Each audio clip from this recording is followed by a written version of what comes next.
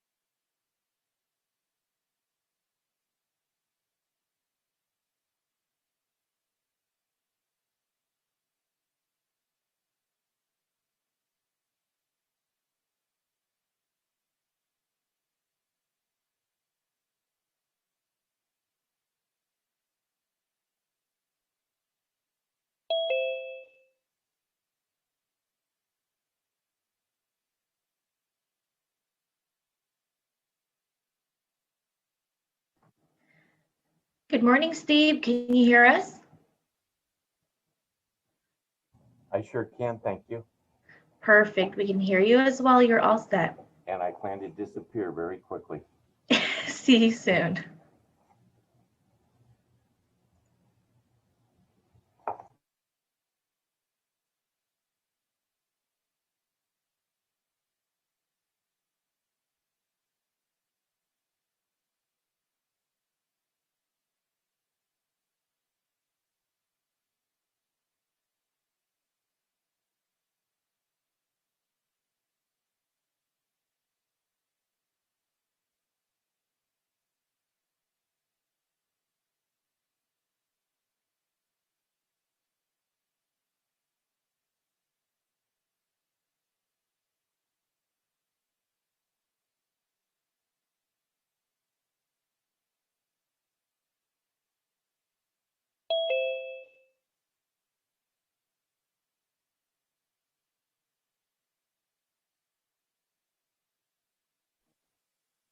Good morning, Marty. Hi, Danielle. Is that you? It's Jill, the deputy clerk. How are you? Oh, sorry, Jill. No worries at all. Just wanted to do a mic check, but you're loud and clear. Great. Thank you. Thank you.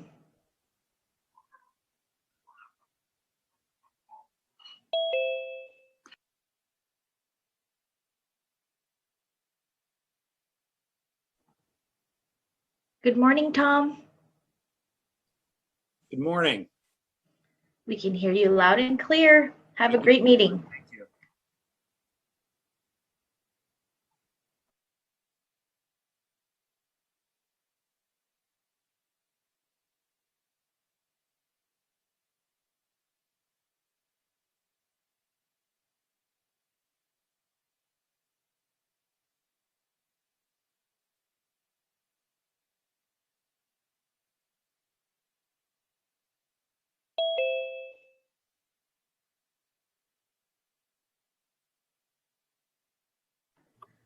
Good morning, Jeff. Good morning. Can you hear me? Loud and clear. Thank you. Thanks, Jill. Good morning, Aaron. Hi, good morning. Good morning. Loud and clear as well. Thank you. Yep.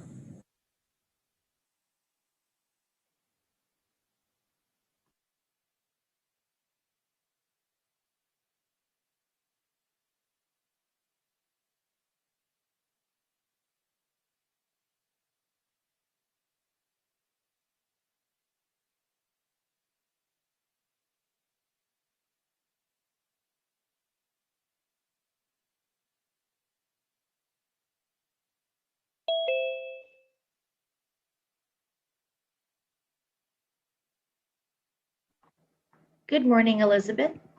Good morning. Loud and clear, thanks. Thank you.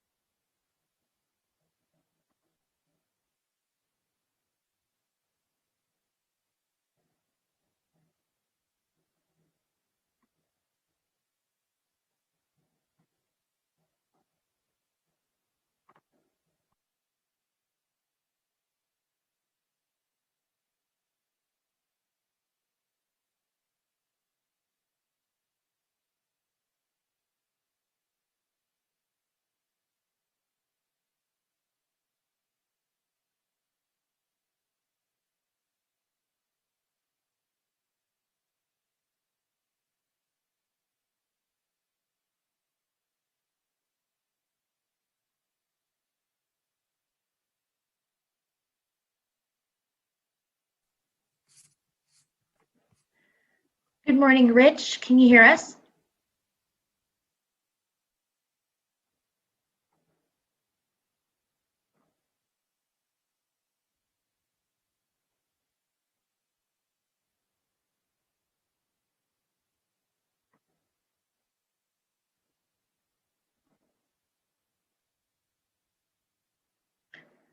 Good morning, Vice Chairperson Lee. Can you hear us? Yes, I can. I went into the wrong room. I was in the audience and now I realized, oops, wrong link. So I'm glad I got here. Thank you. Thank you. You're all set. Have a great meeting. Thank you. Bert, would you like to do a mic check? Sure, can you hear me? Yes, thank you. Good morning, Miguel. Hi, good morning. Loud and clear, thanks.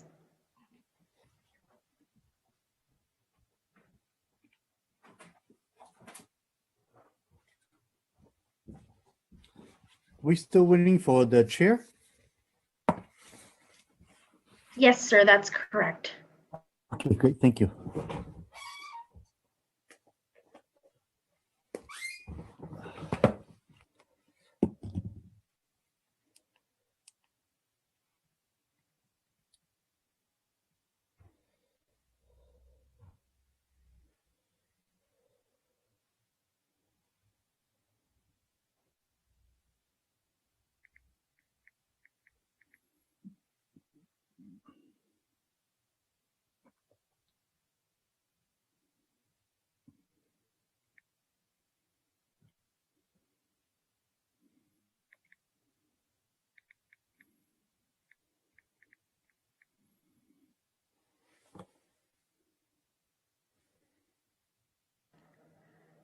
Good morning, Chairperson Simidian. Would you like to do a mic check?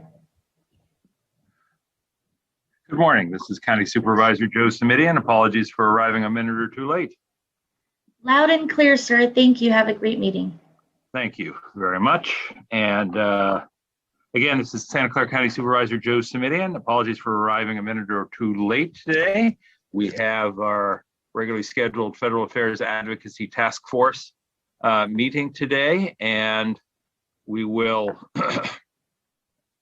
begin, as we always do, by asking the clerk to call the roll and establish the presence of a quorum. Vice Chairperson Lee, Present. Chairperson Simidian. Here. Thank you very much. We have both members of the committee present and accounted for. That takes us to item number 2, which is public comment. Public comment, of course, is that portion of our agenda set aside for comments by members of the public on items that are not on our published agenda, but that are properly within the jurisdiction of our committee. Let me ask the clerk if we have any members of the public who wish to speak under public comment. We currently have 2 speakers. All right, let's ask them both to step up and we'll ask the clerk to take them in order and let them know that they have up to 3 minutes to speak. Thank you. Good morning, Scott Largent. I'm unmuting you. Please accept the unmute and you will have 3 minutes to speak. The timer will start when you begin speaking. Good morning, everyone. Scott Largent.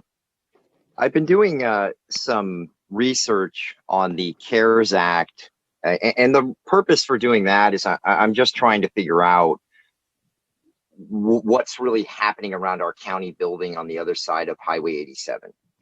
It's like a refugee camp over there. Well, it's not even necessarily like a camp. Third world country conditions that should have been covered underneath the money from the federal government for the CARES Act. Now, I know a lot of this flows through our county, and our county is technically reimbursed for expenses and stuff that they're out doing right now. I'm just confused. I come here a lot and talk about this stuff. You had a man yesterday, well, he's been going up and down the main street in front of our jail, our county building, our DA's office, our sheriff's department. This man has cerebral palsy. He is bipolar. He is schizophrenic. He's a meth addict. And then he has about 2 or 3 other ailments that I'd rather not discuss on this call right now. And nobody could put 2 and 2 together to put this man in a hotel room. Nobody could figure out, I understand the Project Home Key is through our state, but people just could not figure it out. And the amount of calls for service for this man were shocking. Nobody could pull anything off and figure it out. I kind of started to get involved and said, hey, this man needs help. He needs to be here. He needs to be there. We actually had a win yesterday. So this man's in a hotel room. None of you people could figure that out for 4 or 5 days. Law enforcement, the police, the fire department, the county. No, just can't quite figure it out. Now, you have put together these pallet homes behind the county building right now that sit empty. In Santa Clara County, we can erect a building literally in the private sector within months. But our county takes 2 or 3 years, sometimes even 4 years to put things together. Jeff Smith always tells me government moves extremely slow, and he understands why I'm frustrated about this stuff. We're in a pandemic.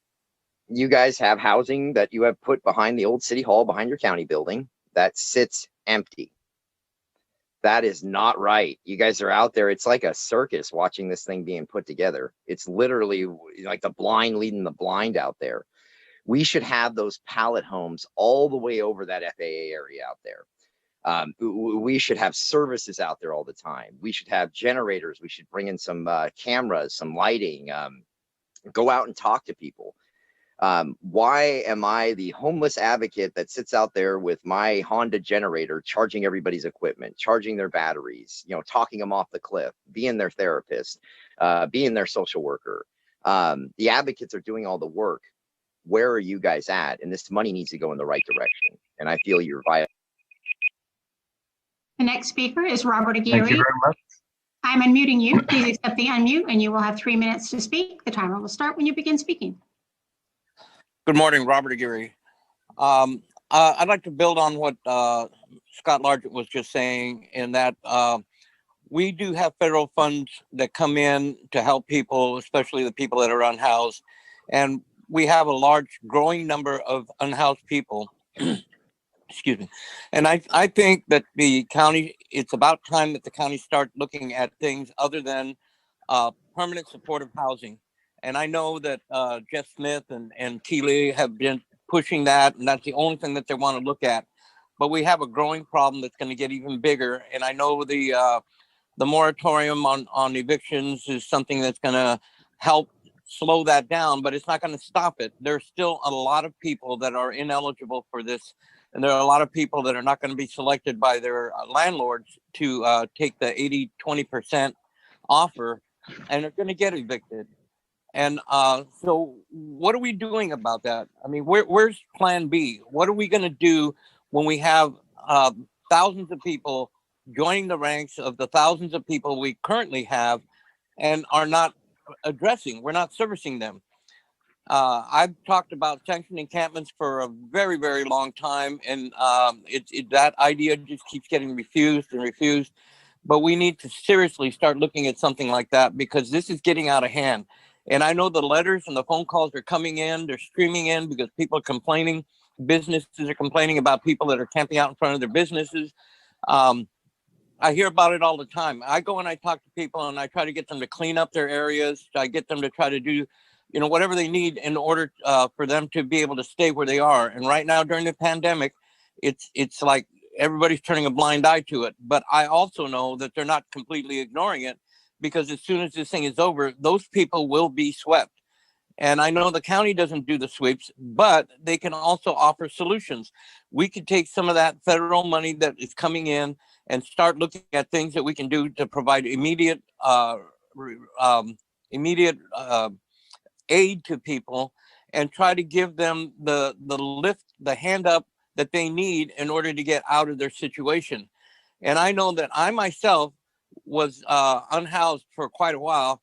And because of programs that were put in place, I was able to lift myself up and get out of that situation and address the problems that I was facing at that time to be able to get back to what most people would consider normal.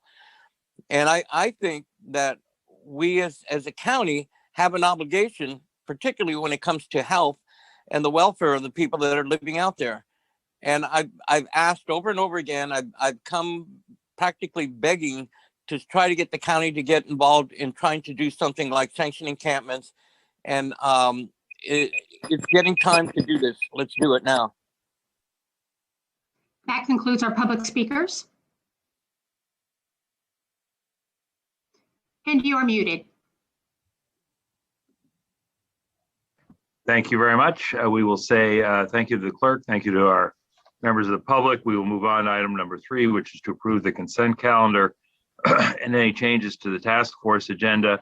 And Supervisor Lee, if the consent calendar and the order is acceptable to you, I would ask for a motion to approve with one minor change, and that is to move item number 9 immediately after item number 4, just because we're trying to work with the availability of some of our consultants. Could I get a motion to that effect? Yes, Chair's meeting. I apologize. I should have spoken earlier since I would like to have a quick response to some of the comments being made by the speaker.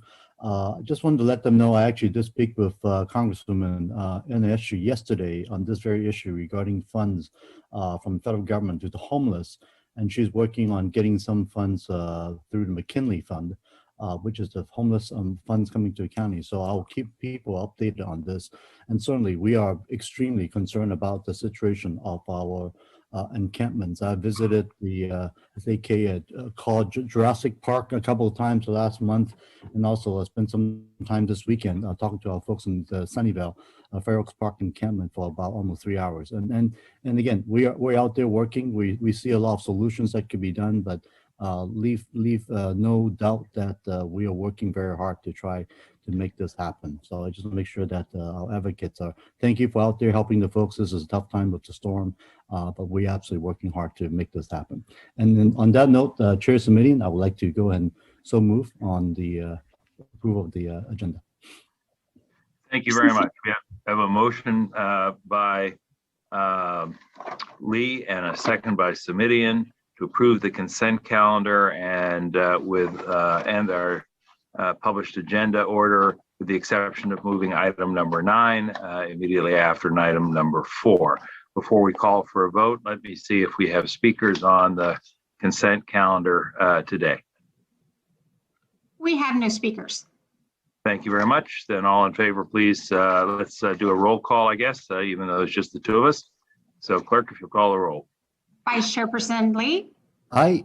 Supervisor Smidian. Aye. Thank you. All right, thank you very much. That takes us to item number 4, which is just a quick verbal report from the chair and the vice chair, if any. I have no comments this morning. Supervisor Lee, did you have anything else you wanted to share with the committee or enter into the public record? Not at this moment. Thank you, Chair. All right, thank you. Then that will allow us to go to item number 9, which is to receive a report from the Office of the County Executive relating to the status of federal legislation on matters of eviction moratorium, mortgage forbearance. And this is an item that Supervisor, that I asked to be on our agenda today because, of course, we've taken action repeatedly over the last 10 months at the Board of Supervisors level. We've also had some action at the state level. Folks are obviously trying to figure out what the longer term plan is, if any, and also what happens when these various moratoriums come to an end. So let me turn to the County Executive's Office. Ms. Christian, do I begin with you to sort of walk us through item number 9 on our agenda? Yes, Chairperson, and I'm going to ask Rich Mead, Vice Chairman from Prime Policy Group, to provide a report on this item. Thank you very much. Thank you, Ms. Christian. As you will recall, the CARES Act put in place both a moratorium on evictions and forbearance on mortgages. The eviction moratorium was allowed to lapse last summer in August, but the Centers for Disease Control issued their own moratorium in September. That CDC moratorium was extended by legislation in the end of year spending package and extend that till January 31st. President Biden issued an executive order on January 20th, directing the CDC to continue this moratorium. And following that executive order, the CDC did issue an order that extends that moratorium till March 31st. The President's American Rescue Plan, which is pending before Congress now as we speak, calls for extension of the moratorium until September 30th, 2021. And you'll also recall that the mortgage forbearance provisions of the CARES Act last until March 22nd of this year, 2021. And the American Rescue Plan also calls for extending those forbearance provisions until September 30th of 2021. With that, I'd be happy to take any questions. Thank you very much. Why don't I defer to Supervisor Lee for the moment, see if he has any questions or comments, and then Mr. Mead, it won't surprise you to know I do have some questions when the time comes, so thank you. Supervisor? Actually, yes, thank you very much. Actually, I do not have questions on this item for the moment, and go ahead, Okay. Chair. Thank you, Supervisor. Mr. Mead, let me just try and get a handle on, could you refresh at least my memory on the authority of the President and or the CDC to authorize / impose either mortgage forbearance or eviction moratorium? I mean, ordinarily, I don't think most folks think of the Centers for Disease Control as the place where, back on the East Coast, is the place where there would be an eviction moratorium order affecting California residents. So just could you briefly walk us through who has the authority to do what, how those processes work, since we don't know what the legislative calendar is going to end up looking like? Absolutely. So the CDC, when in September it first invoked this moratorium, it used the Public Health Service Act to put this in place under the sort of their rationale was we want to keep these people in their homes to allow people who potentially are exposed to the COVID-19 to remain in their house and remain isolated. And their argument was, if you don't give them that protection to remain in their home, it will create a public health risk of having more people potentially spreading the disease in settings less secure than in their home. So it's under that authority that they invoked this moratorium. Mr. Mead, excuse the interruption. I just want to make sure I'm tracking. Public Health Services Act is existing law pursuant to federal statute, yes? Yes, so that's existing law, and it gives the authority to CDC to take measures to protect the public from diseases. And was there any question in any quarter, substantive concern about whether that action was or was not within the purview? I'm just trying to get a sense for whether going forward we can count on the public, can count on the CDC to take action without fear that their authority would be questioned in court or elsewhere. Is everybody feeling pretty confident that if this is the judgment they reach, that they can in fact take such action? So that's sort of a two-part answer to that. The actions by the CDC were not challenged in the courts or otherwise, number one. And then number two, we've not yet seen legislative text for the American Rescue Plan, but under the CARES Act, when they put in place the moratorium on evictions, they did not run it through the Public Health Service Act. Rather, they just created a new statute to just impose that moratorium. So I would anticipate that the American Rescue Plan will similarly not just extend the CDC protection, but rather probably put this in the statute again. Thank you. And the interaction between the CDC's action and the executive order that you mentioned by the president? Yes, so the executive order simply just instructed CDC to continue it. So then so CDC following up on that or implementing that executive order issued in a separate order to continue this under the Public Health Service Act. Got it. So, and of course, the use of executive orders has not been without controversy over the past decade. Again, is this an area where, at least as to this set of issues, there seems to be general acknowledgement of the authority of the president to issue executive orders in this arena? You're right in that executive orders have been controversial and have been challenged, but I think that on this particular issue and this particular action, there seems to be fairly broad bipartisan support for this protection to remain in place. Therefore, there's not been any challenges to it. Thank you. So we have eviction moratorium through September at this point, and the same with mortgage forbearance through September at this point? Not at this point, in that Congress needs to act and pass the American Rescue Plan, which we anticipate that will happen. So we're and the goal of the president and the Congress is to pass that legislation by March 14th, and they seem to be. I know there's a lot of potential for deadline slipping, et cetera, but they seem to be on track for moving quickly on that legislation. Thank you, and forgive me if I'm struggling just with a lot of the moving parts here then. So does that mean then that the moratorium on evictions and the mortgage forbearance at present expire in March? That's correct. Okay. And we would conceivably, if there was a slippage in the legislative process, we could conceivably see either stopgap measures passed by Congress or additional executive orders and action by the CDC. That's correct. Okay. And any thoughts, and forgive me for putting you on the spot here, but any thoughts about how all of that activity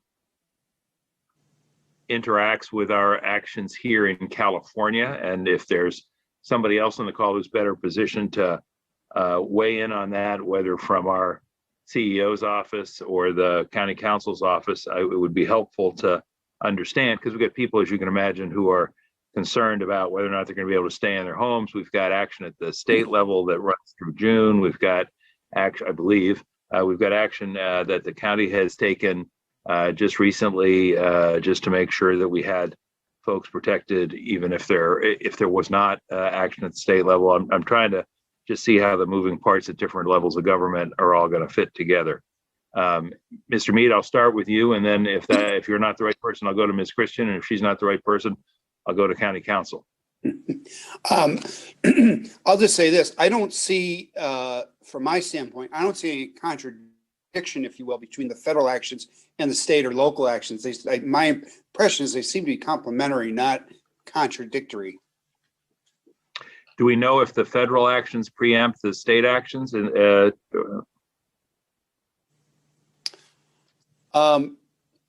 don't believe so. I don't, and again, okay. I don't have the sort of the specific orders in front of me, but I don't recall when I read them, within the last couple of days, I don't recall seeing a federal preemption clause. Okay. I'm just trying to get a sense for both not only the timing or duration of the protections, but as you can imagine, if we've got action at 3 different levels, people are going to want to know, well, which one applies and whether or not the more, I'll call it stringent protections apply when there are differences between or among the relevant protections. Ms. Christian, anyone at the county level who can share some insights on this, or should I turn to county counsel's office to see if they can help? This is Danielle. I can share that, sorry, put my glasses back on. I can share that the actions that the state took last week will extend the existing statewide moratorium through June of 2021. So it's a little longer than what's currently in place at the federal level. I have been informed that it is a little bit of a complicated issue because, as you point out, there's different layers and different moratoriums from different levels of government. I've been sharing the information that I've been receiving with county council so that it can provide a little bit of direction to staff. And if, I can't recall, if Douglas Press has any more that he'd like to add, that could be helpful. Yeah, this is Douglas Press. Candidly, I would have to confer with another colleague who's been working much more closely on this issue. I would be guessing at this point if I were to opine about the preemption analysis. All right, thank you. Mr. Press, let me ask then if we could ask the county council to do an off-agenda memo that would be a public document, not a confidential document, that would be shared with the entire board that essentially lays out the status of both these issues, eviction moratorium and mortgage forbearance, through the remainder of this calendar year, 2021. And I understand that, the answer for the last quarter of the year may be, nothing yet. But I do think it'd be helpful to sort of get a written report. And if you want to pull the folks from Prime in, of course, that might be helpful. I'll leave it all to you. But I do think we need to sort of be able to help people understand what protections are or are not in place or may be on the way, and how the provisions overlap. As I say, at this point, we've got a county ordinance, we've got state law, we've got federal action from the CDC by virtue of an executive order. We've got pending legislation, just trying to sort of lay that out as simply as possible so people know where things stand and what they can or cannot be looking forward to and or advocating for or against, depending on their point of view. Is that something? Yep, that's very clear. Thanks. What's a reasonable timeline on that one, Mr. Press? Week or two. Great.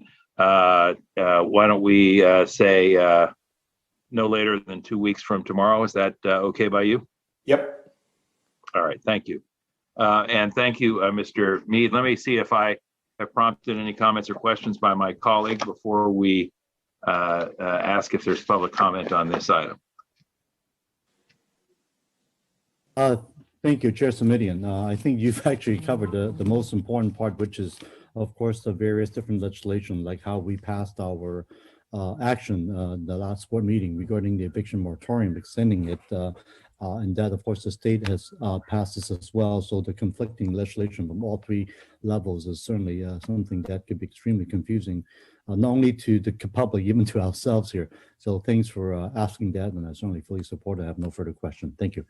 Thank you. And I do think, Mr. Press, that the questions that are raised in this conversation are relevant to the sort of larger report back that we had asked for when we took action on the moratorium. You'll recall that the motion included a request that the administration come back with some thoughts about what kind of resources are going to be necessary and what kind of resources will be available once we get to the end of these various moratoriums and forbearance protections. All right, then let me just ask the clerk if anyone has raised their hand to be heard on this item. Yes, we have two speakers. Let's go ahead and take each of the two speakers who will have up to 2 minutes, to speak on this item, please. Thank you. The first speaker is Robert Aguirre. I'm unmuting you. Please accept the unmute and you will have 2 minutes to speak. The timer will start when you begin speaking. Robert Aguirre again. Yeah, one of the things that I'm very concerned about is an executive order that President Trump signed at the time that basically said that if any undocumented person accepted any federal funding or any federal aid, they would become ineligible to become a citizen. Now, I'm not sure whether that has been, neutralized if President Biden has signed something to kind of get rid of that or not. But if he hasn't, then we have a large population of people that are undocumented that are going to have to make a choice of whether they decide to remain housed because they're going to accept the offer of the 80-20% deal, or they decide that they would rather suffer that and then become unhoused in order to have an opportunity to become a citizen. That's a very, very tough decision that I would not want to be in. And I don't know that anyone has actually brought this up before. I know I've talked about it at the city level, but now I'm bringing it up here at the county level because this is going to affect a lot of people. So I don't know if I can get an answer on that, or if that's something that the county council is going to have to research, or maybe it's already been answered. I don't know, but I just need to bring it up. Thank you. Thank you. We'll ask the clerk to call our next speaker, please. The next speaker is Scott Largent. I'm unmuting you. Please accept the unmute and you will have 2 minutes to speak. The timer will start when you begin speaking. Good morning, everyone. Scott Largent. I was hoping when a lot of these moratoriums and a lot of these protections that are in place, when they run out, a lot of people are going to be over there locally here at our civil court, down there on First Street across from St. James Park.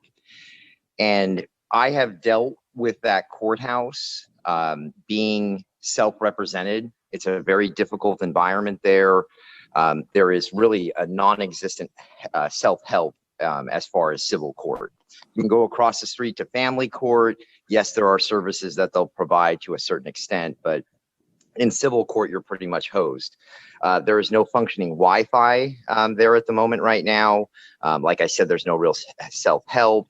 And then you just got to feed those meters out in front of there, which is just, I understand the purpose for doing that, but it's just very, very difficult. It's hard enough to survive right now, let alone if you're being evicted. Now, most of these evictions will normally follow in a way. There might be a domestic violence issue. There might be a temporary restraining order, that whole big drama that can erupt when these things are happening. I just hope we provide the right things for people. Maybe somebody needs to talk to a therapist down there. Maybe we need a social worker down there at civil court. Maybe we need some wraparound services there. Kind of like what, and I know I kind of rag on the mental health courtroom here, but we have a lot of people in there. There's a lot of kind of hands in there. There's a lot of people kind of trying to figure things out. That's not the way it is over in civil court. And these are simple things. And a lot of people from the community keep bringing this up. So Wi-Fi is so important there. Self-help is so important. And someone to hold your hand when you go through a horrible process like that. Remember, our public defender does not provide any type of attorney for any type of civil issue or family law issue. So thank you. That concludes our public speakers. Thank you very much. And we will then on item 9, Supervisor Lee, simply ask for a motion to approve receipt of the report on this item with a request for follow-up information from our county counsel's office. Can I get a motion to that effect, please? Yes, so moved, Chair. All right, motion by Lee, second by Simidian. Call the roll, please. Vice Chairperson Lee. Aye. Chairperson Simidian. Aye. Motion carries 2-0. Thank you very much. That takes us back to the regular order of our agenda. And next up will be item number 5. This is a report from the Office of the County Executive relating to items of interest to the task force. Let me turn to Dr. Smith and or his staff to guide us through this item. Supervisor Danielle Christian will go through this. Thank you very much. Ms. Christian, we're back to you. Yes, thank you. I have two items to update the task force on. One is the confirmation of cabinet members. Hours after he was sworn in, the United States Senate began confirming President Biden's nominees for key positions in his administration. To date, the following nominees for cabinet positions have been confirmed: General Lloyd Austin for Secretary of Defense, Antony Blinken, Secretary of State, Peter Buttigieg, Secretary of Transportation, Alejandro Mayorkas, Secretary of Homeland Security, and Janet Yellen, Secretary of Treasury. Regarding the remaining cabinet nominees, confirmation hearings for 5 have been held, 2 other hearings have been scheduled, and hearings for 3 have yet to be scheduled. As you've likely read in the media, President Biden has been very busy signing executive orders. As of yesterday, he's signed 28. Executive actions cannot create new laws, but they must exist within the constraints of the Constitution and existing statute. They direct the executive branch to do what is already in its power. They can be, and often are, reversed by the next president. In fact, many of President Biden's actions take aim at policies former President Trump put into place through his executive orders. We'll have more information about executive orders of interest to the county, including the ones that were signed yesterday related to immigration, under item 7 of today's agenda. And that's my report. Thank you, Ms. Christian. I just want to confirm that the import of those executive orders on immigration you indicate is something we will take up today under item number 7, yes? Yes, that's correct. Look forward to it. All right. Any comment or question, Supervisor Lee, on this item? Thank you very much, Ms. Christian. There was an early question regarding the issue of public charge that was mentioned in public comment. I believe that was not just executive order, it's also a rule, right? So I know there's multiple lawsuits in your later discussion talking about that, but there hasn't been any executive order signed on that issue. Has there by President Biden? One of his executive actions yesterday will direct the State Department, the Justice Department, and the Department of Homeland Security to review guidelines and policies implemented under the Trump administration to determine whether they are in line with the government's desire to promote integration and inclusion. It will also start a review of the public charge policy. Good. So it is a review. It's a beginning step. Good. Okay. So there's motion in play. Thank you very much. Supervisor Lee, would it be helpful if we asked Ms. Christian to come to our next meeting task force with a sort of a formal report in writing on the status of the public charge issue? I know it's a matter of great relevance and concern to a substantial number of folks in our county. I just think it would be helpful for us to know sort of how all that is shaking out. Would that be helpful? Oh, absolutely, Chair's committee. And I think that's it's something that I personally believe is unconscionable the way it was started. So I'm very glad to hear that. And actually, one other thing I would like to ask, because there's so many of these executive orders that's coming through so quickly, it's really hard to keep track of. If it's possible for Ms. Christian to give us maybe a list, like they do with all the different cases that we have, if we can have a list of what's coming through, that would be very helpful. Thank you. I think that's also, I agree. And Ms. Christian, I would add my voice to that request as well for why don't we simply create I think particularly with the new administration, Supervisor Lee spot on that, we're going to be in this executive order mode for a little bit. And so if we could get a list or a grid, I would say similar to what we have on the litigation issues, but with less detail. And that's not a criticism of the detail in the litigation grid, which I find immensely helpful. So thank you again. I just didn't want Ms. Christian to burden herself beyond what's necessary. I think if we got a brief list with literally a 2-sentence description of what the executive order does, so that if we want to go investigate further or ask for additional information, we can. But just to Supervisor Lee's point, they're coming thick and fast. So let's just have a quick summary. Okay. All right. So anything else on this item, Ms. Christian? No, thank you. Thank you. And we'll see. Are there any speakers? Well, we have somebody's got an opinion there. Do we have any speakers on this item? Looking to the clerk, please. We have no speakers. All right, then what I'd like to do is ask for a motion to receive the report, Supervisor Lee, with direction to staff as indicated on the matter of public charge and on the update on executive orders as well. Exactly. So move. Thank you. And we'll second it here, and we'll ask the clerk to call the roll. Vice Chairperson Lee, Aye. Chairperson Semidian. Aye. Motion carries 2-0. Thank you very much. That takes us to item number 6, County Council. Mr. Press, do we look to you today? Yes, good morning.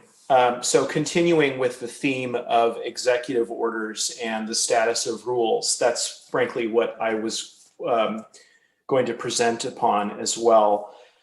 So as you may recall, at our last meeting, we talked about the so-called great unwinding of many of the federal policies that occurred during the last administration, and that great unwinding, as we all know, is clearly underway.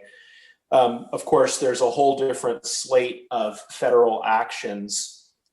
When you look at our litigation grid, which is all the lawsuits, 96 pages, which I agree have a lot of detail. Hopefully that grid will get a little shorter this year, but it's 96 pages of all the different lawsuits that either the county, federal lawsuits that the county is either a party to, or that we have filed amicus briefs in, or that we are following.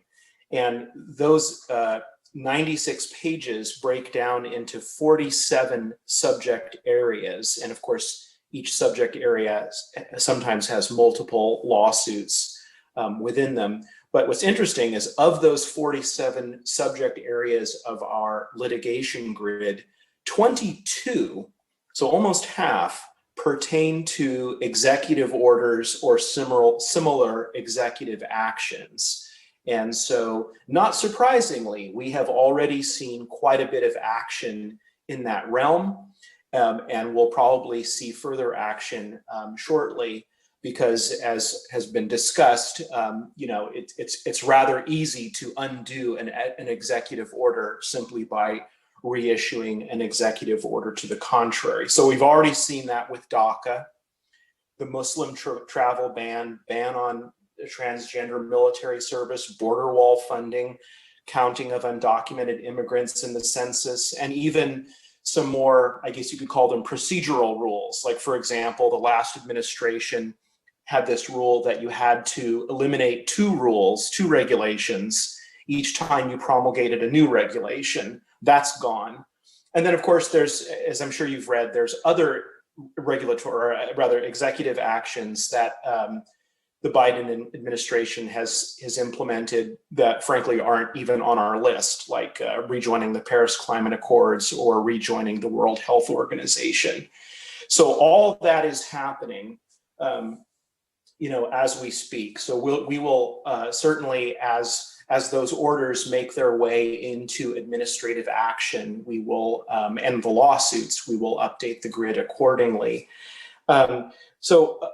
Again, of the 47 subject areas, another 16 relate to regulatory action, the public charge rule, other rules, and other types of regulatory action. Frankly, the repeal of earlier rules from earlier administrations, and even regulatory inaction or interpretation. So those sorts of things, those are also subject to rescission or repeal. But as we discussed last time, repealing a rule is not as simple as nullifying it or undoing it as we have seen by way of an executive order. You essentially have to unzip the regulation in the same way you created it, which means you have to go through notice and comment, publishing the rule, notice and comment, then publishing the final rule. That can take some time. Depending on how involved it could be, it actually can, in some instances, historically speaking, take even more than a year. Now, there's other things that an administration can do in the interim, budget-wise, and through other executive order action to essentially blunt the force of a rule. And also, something that we didn't really discuss in great detail in the last task force meeting has to do with congressional action. There is something called the Congressional Review Act, which, frankly, given that it looked like the last time we met, we might have a so-called divided Congress in terms of party. Now we don't. We have, the Congress and the White House all within one party. That makes the Congressional Review Act, which is an option whereby congressional resolution recently enacted rules can be essentially overruled or nullified. It's a little bit of a tricky option that I'll spare you the detail on it, but it is at least another theoretical option that exists. So that's sort of the major issues I wanted to talk about, just as far as structurally how I see our grid and all of the content therein sort of being addressed this year. But I did want to focus on one more, probably for the purposes of our litigation grid and all of the cases that we're following, probably the most significant way for the federal government to impact these cases is what we're seeing already happening, which is to simply take a different position in pending litigation.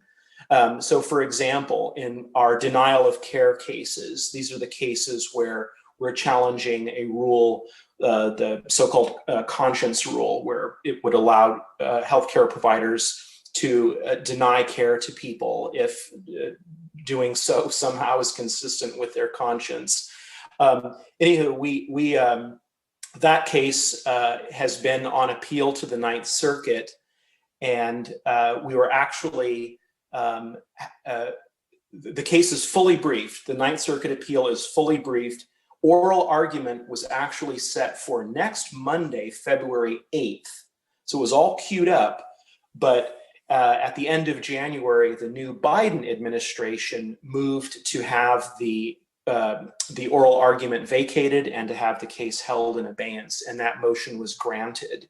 So that's literally off calendar. In fact, similarly, just this morning, you may have also seen this, the Supreme Court also granted motions by the Biden administration to hold in abeyance and take off of the 2021 US Supreme Court oral argument calendar 2 cases, both of which we were following. The Innovations Lab case that involves asylum issues, that's on page 66 of the grid. That has now been taken off of the Supreme Court calendar, as well as a border wall funding case. So that is, given that when you look at our grid, that many of the cases in there are certainly they're litigation, but many of them are at the appellate level. We should not be surprised to see the Biden administration taking a good hard look at many of those cases and changing the litigation position or posture, even dismissing some of those cases, depending on the party status. However, that raises additional issues as it happens in our Title IX sexual assault final rule cases. This is the serve justice cases and related cases challenging the rule that the Trump administration promulgated last May that dramatically, and I would argue unfavorably, altered the rules about sexual assault investigations pursuant to Title IX. As you recall, the Serve Justice case is basically on hold itself and was on hold since last fall, given that that was a challenge to pre-rule policy.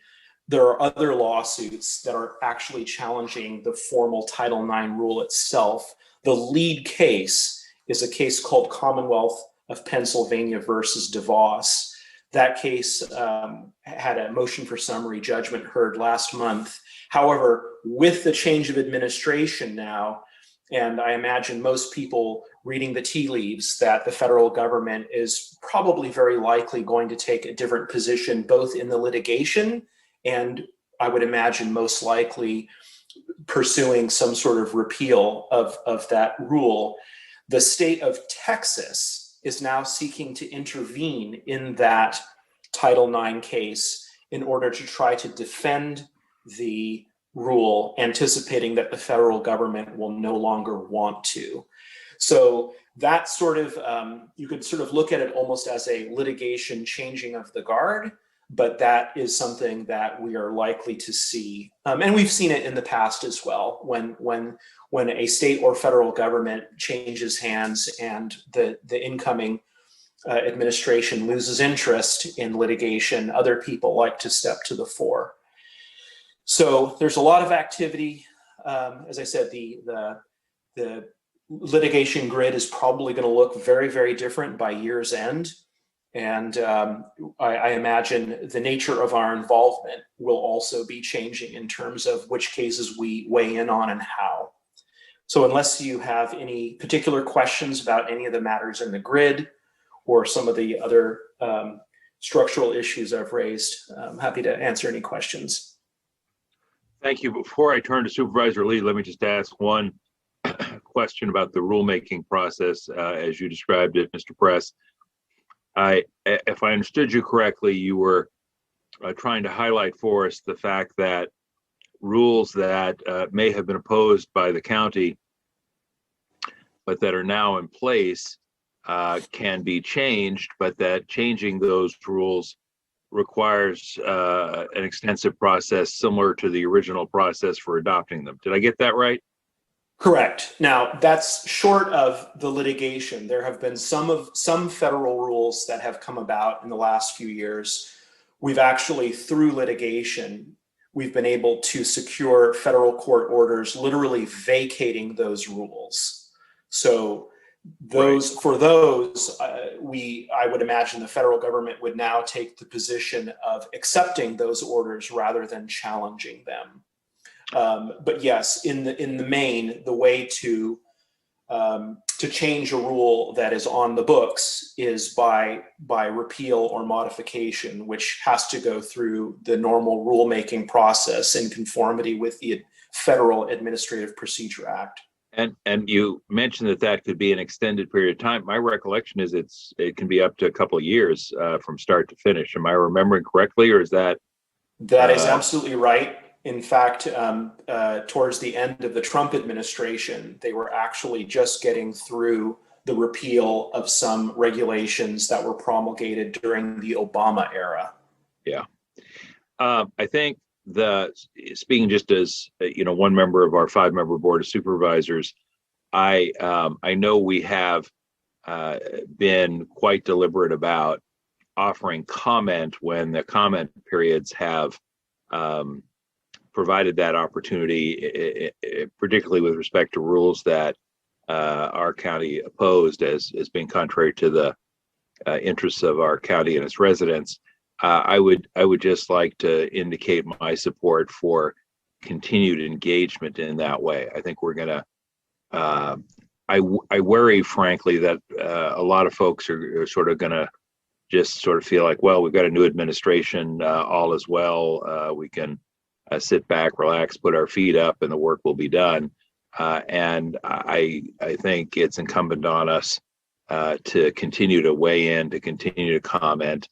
I operate under no illusions that the whole world is waiting to hear from Santa Clara County, but I do think that I've been persuaded over the years that each of us has to, each of our jurisdictions with the folks that we represent have to weigh in. You can't have a chorus without of concern expressed or support if you don't have individual voices making up that chorus. So as a practical matter, I sort of want to make sure that we continue to stay on it with the comment process during the course of the next few years. Absolutely, yeah. And as you know, that putting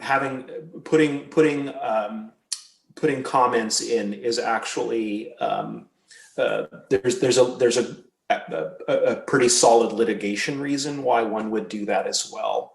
So there's all sorts of good reasons: good public policy formation, litigation, issue preservation, that we would want to do that. So again, it wouldn't be surprising to me if by year's end the litigation grid, if you will, had a few more boxes that noted, as it presently does, that there are more rules that we are submitting comments on. Yes, and thank you for that. And the one other observation I would make before turning to Supervisor Lee is, you mentioned, of course, the fact that we are not working with the same kind of divided government that, in terms of who controls the House of Representatives, the Senate, and so on, and the executive branch. That being said, I was going to say we have the closest of, or the narrowest of, margins in the House of Representatives, which sort of rhetorically, I suppose, is true, but is literally true in the United States Senate, of course, with 50-50 plus a tiebreaker from the vice president. So I think particularly given these narrow majorities in both houses, if it can be called that, in the Senate, it's going to be important that we weigh in, because I think a lot of these issues will be very, the outcomes are going to be very tentative, and we're going to be in a precarious situation given the state of our very narrow majorities in both houses. I'll stop there and turn to Supervisor Lee. Supervisor? Thank you, Chair. Continuing that question regarding the issue of how we could repeal one of these administrative rule, you mentioned the Congressional Review Act. Now that we have a one party controlling both Congress and the White House, and how that could nullify. I think I missed the point. How does that work again? I'm sorry. My understanding is that it actually was something that Newt Gingrich, back when he was Speaker of the House, I believe he came up with this, and it ultimately became law. If I recall, it's a rather narrow, in that it can only be done as to relatively recently effective regulations. It's not just sort of a blanket, one can revisit any regulation on the books.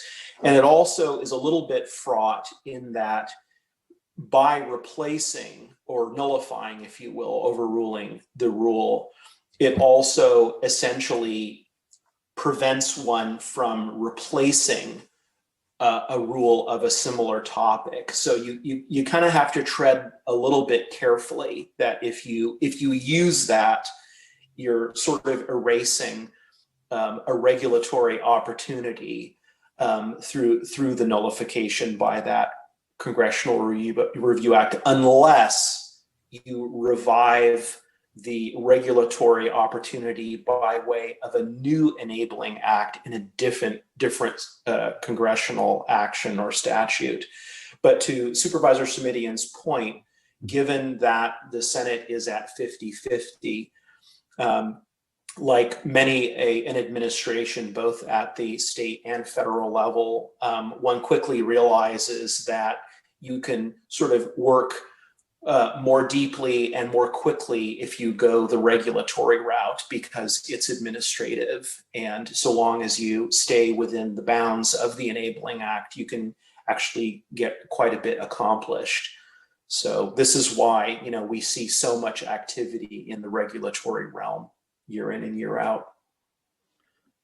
Right, but of course, the cleanest way to do any of these type of changes of a law, I would say, if you want some permanence to it, that you cannot be overridden by, executive fiat that we saw in the past 4 years, would probably be best to just actually go through Congress and do it, quote unquote, I'm only a bill, right? The right way. Yeah, if you've got the votes, right. You got the votes, might as well just do it, and that would be far more substantial, I think. Right. Now, the other question is regarding, there's, like you said, 96 pages of these current litigation chart, and first of all, I commend how well you've been able to keep that up together, and the red are the changes. I confess I have not read every single line, every single pages. I do glance at it as best I can. But some of the issues I'm interested to understand a little bit better. For example, being a former service member myself, the ban on transgender service member has about 1, 2, 3, 4.5 pages Right. to all those laws. Now, I did hear something that there was executive order of some sort that was passed by President Biden. I remember. Yes. In his office. Yeah, executive order repealing that. Right. So does that mean that those pages, those lawsuits will be gone, or you think they might be substituted by somebody else, or how would that work?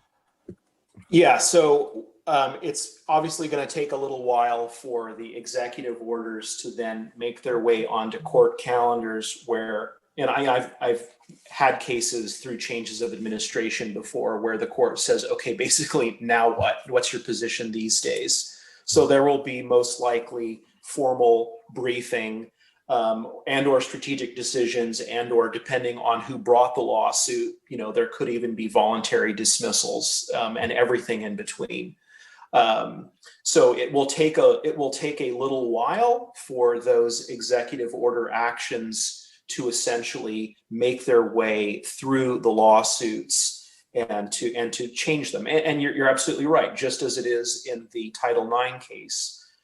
Where the state of Texas now wants to step up and take the lead in the defense of that rule, it's possible that someone else could try to defend it. Although, frankly, if the executive order simply reverses course and eliminates the ban, I can't conceive of a basis that a litigant could try to revive it.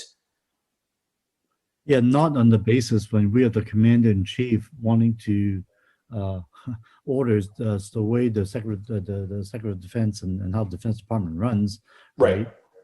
I think that's so clear that that would be one of those things that I don't think there's any way anybody else could substitute it. So I think that potentially could save a lot of paper, a lot of ink, a lot of things. And bring some equality back to what is so long overdue on that issue, along with so many of them. So I look forward to the date when that 96 pages would be trimmed down to maybe 20 to 30 pages. That would be a good day. Yeah, no, it's definitely given the change of administration and all the changes that are happening as we speak. I think it's worth a good refresher to kind of give it a nice update for 2021. Certainly, yes. Again, thank you very much, though. Sure. All right, let me just confirm with the clerk. Do we have any speakers on this item? No, we have no speakers. Thank you. Then in the absence of any speakers, Supervisor Lee, if I could get a motion to receive the report of the County Council. Yes, so moved. I'll second, and we'll ask the clerk to call the roll, just for the record. Vice Chairperson Lee. Aye. Chairperson Simitian. Aye. Passes 2-0. Thank you very much. That takes us to item number 7, which is the report of the Office of the County Executive. And I'm going to go to Ms. Christian again, unless someone calls me in a different direction. Dr. Smith, okay to go to Ms. Christian to start us on this conversation? Yes, indeed. Thank you very much. Ms. Christian, it feels like we've been pulling you into each and every one of these items already, but now is the time for the overarching report, including our advocates in Washington, please. Thank you very much. I've had some conversations with our team at Prime Policy Group, and they are going to provide the information on this this item.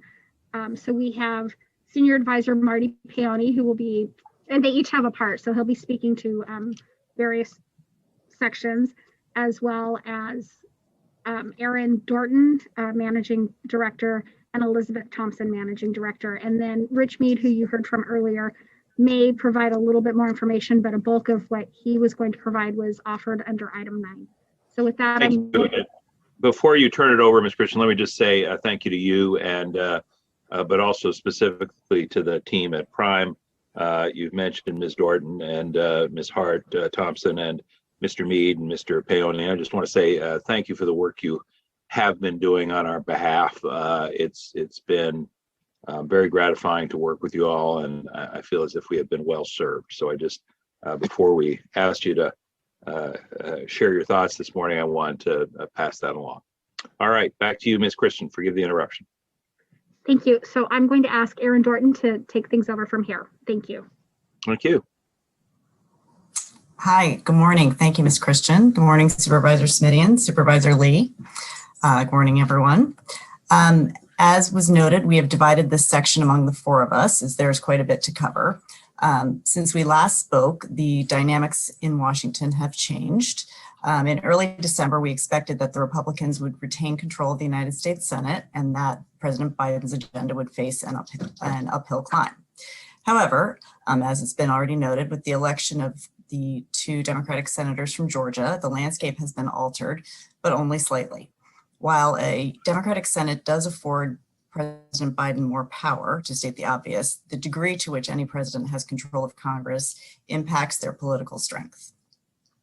Razor-thin Democratic majorities, as has been noted, in both chambers will be a relentless check on Biden's agenda. Thus, compromise with Republicans will be necessary for Biden to get anything substantial done legislatively through regular order. By gaining control of the Senate and maintaining control in the House, however, the Biden administration does have 2 powerful tools to bypass the hurdles, hurdles of regular order law and rulemaking. They are reconciliation and the Congressional Review Act, as we were also just talked about. About crime policy groups, resident experts will get into more detail later. President Biden's administration is tasked with navigating 4 crises: COVID, climate, economy, and race. Addressing each crisis head on is the lens through which the administration will address almost everything. Out of the gate, Biden is seeking to address elements of the economic crisis facing the nation in the current COVID package, and then later this year is expected to advance a second recovery initiative focused on infrastructure and climate. As we know, social justice and advancing racial equity were key components of Biden's campaign. We expect the administration to continue making these issues a priority and use the administrative tools at their disposal to address them. As of the end of last week, his first 10 days in office, the president had signed 42 executive orders. These orders are aimed at rapidly addressing the coronavirus pandemic and are a combination of those that will overturn the previous administration's decisions and those that will advance his policy agenda, and some do both.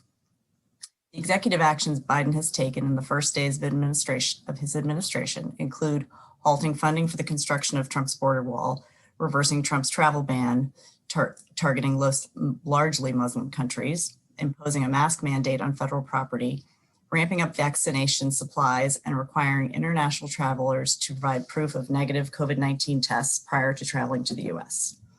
It is important to remember, however, that they are just executive actions, and the president is still unlikely to achieve his biggest goals without major new laws passed by Congress, which will be a tall task, even with Democrats in control of both chambers. I will now highlight some of the executive actions that are priorities for the county, and I'm happy to get more follow-up information or provide a deeper dive in follow-up if needed. President Biden promised to tackle the climate crisis like never before. On January 20th, his first day in office, he signed an executive order on protecting public health and the environment and restoring science to tackle the climate crisis as well. And as well, recommitted the United States to the Paris Climate Agreement, which you are aware is the international accord designed to avert catastrophic global warming.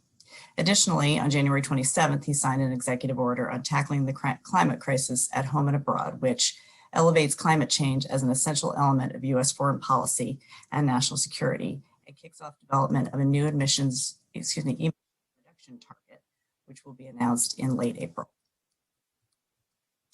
The climate rollback executive order revokes or directs immediate review by each agency of a series of roughly 100 or more environmental regulations that were weakened or rolled back by former President Trump between January 20th, 2017 and January 20th, 2021.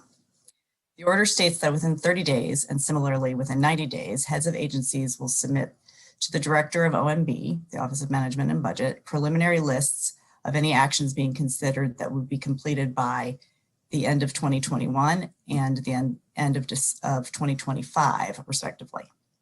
Both will be subject to OMB review. At the time of submission to the director, heads of agencies shall also send each list to the National Climate Advisor with its own parameters.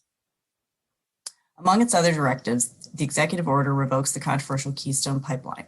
The permit granted by President Trump in 2019 was subject to revocation in the president's sole discretion. During the Obama administration in 2015, following an exhaustive review, the Department of State and the president determined that approving the proposed pipeline would not serve the U.S. national interest. That analysis stressed that the United States must prioritize the development of a clean energy economy.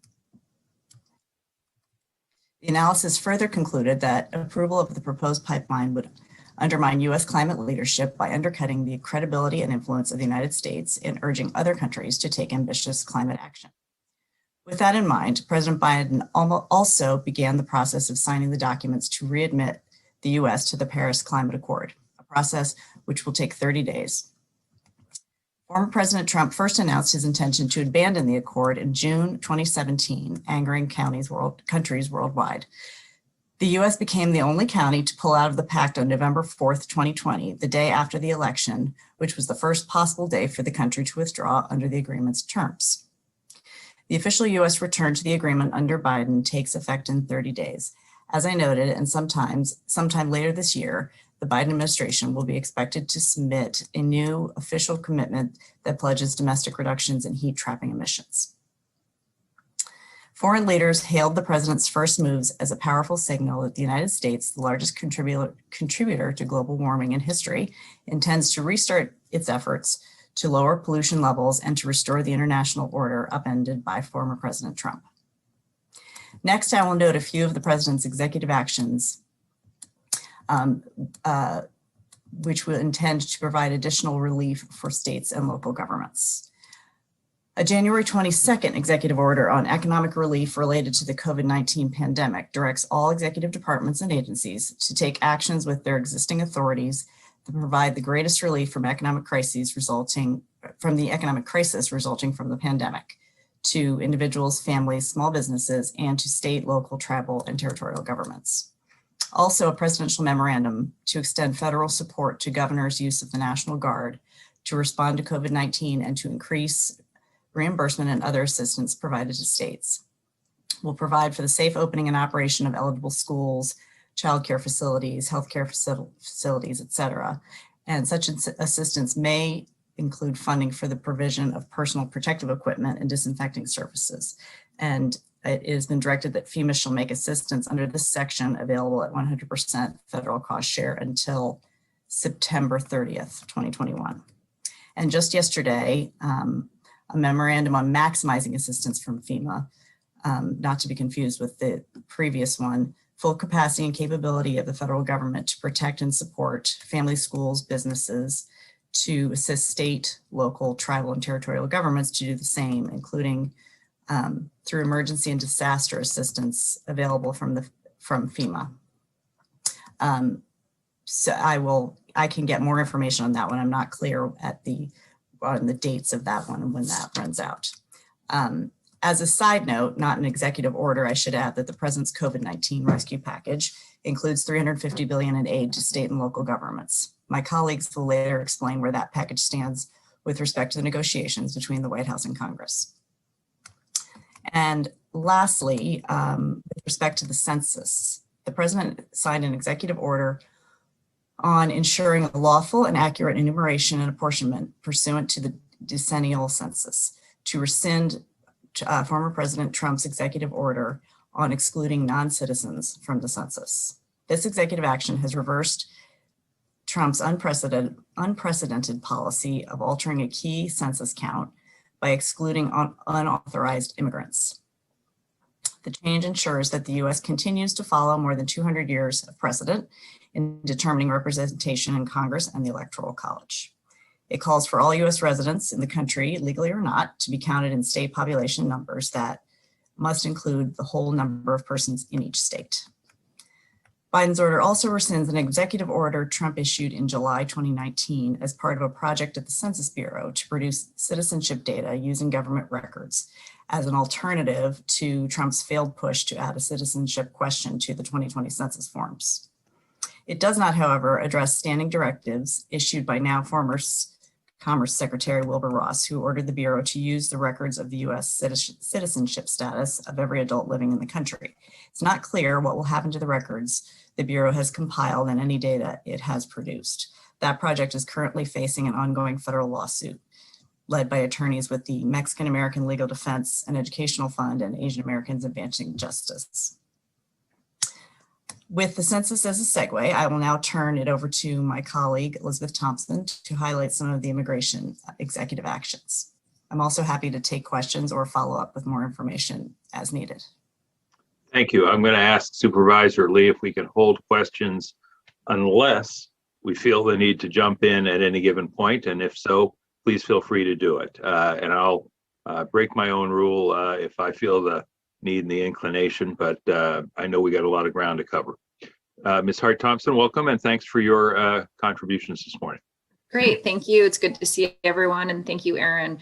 I know that we've touched a little bit in previous conversation on some of the immigration bans, so I'm going to run through them relatively quickly and then give an update on where Biden's immigration proposal stands in Congress.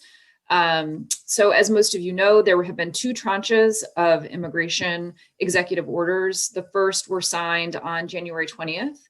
I believe, as has already been mentioned,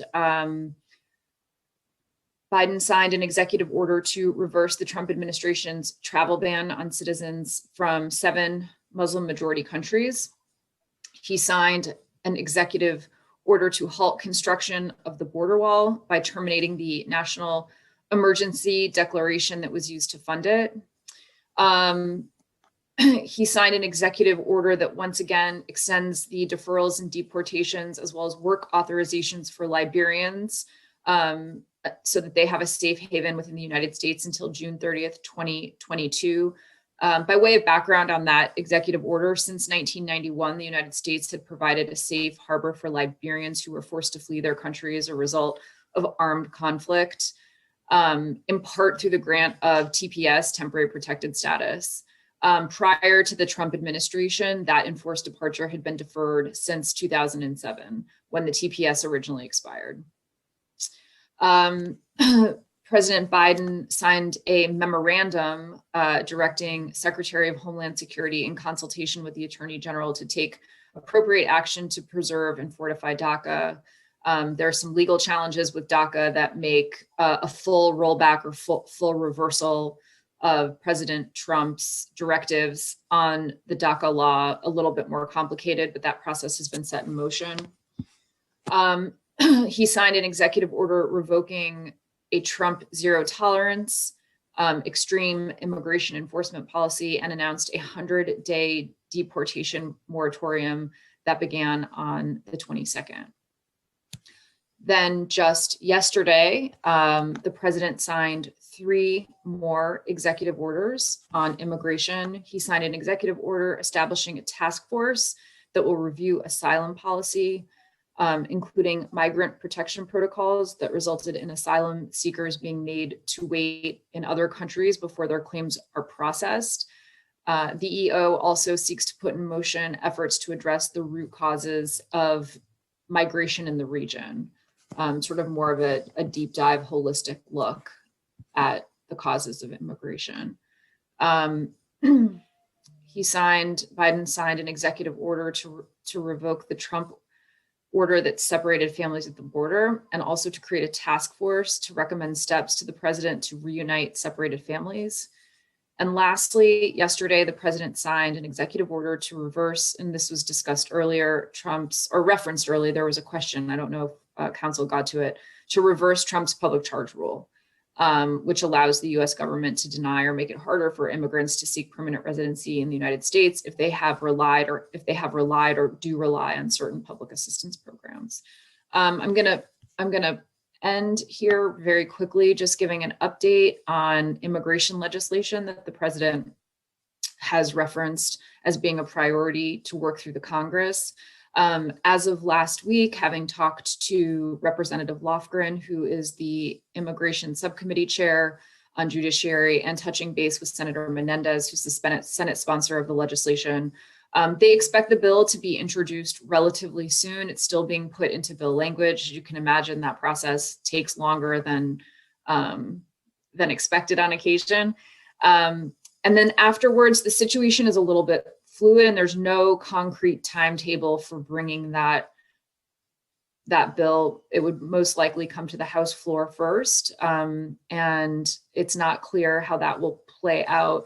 As Erin did a really good job outlining in her opening comments, immigration legislation, which we've all seen tried to move through Congress before, is very complicated, given how even in the Democratic caucus, where there tends to be much more unity and consensus around what a broader immigration policy for our nation should look like, given how narrow the margin is in the House inside the caucus, that would be an extremely difficult vote counting and consensus to achieve. And so it is probably more likely that the DACA Dreamers bill would move to the floor before comprehensive immigration reform. At the very earliest, at the end of this month, the House Judiciary Committee may hold a hearing on the bill, assuming that they're able to get the bill language finalized and the actual bill introduced. But my personal word of caution is that it may very well, particularly as the House will be very taxed and consumed with the COVID package, it may be quite a while before we see a comprehensive immigration bill ready to hit the floor of the House. So with that, I know we'll talk about all of this stuff in more depth later. Thank you very much. To whom on your team do we turn next? Erin? I'm here.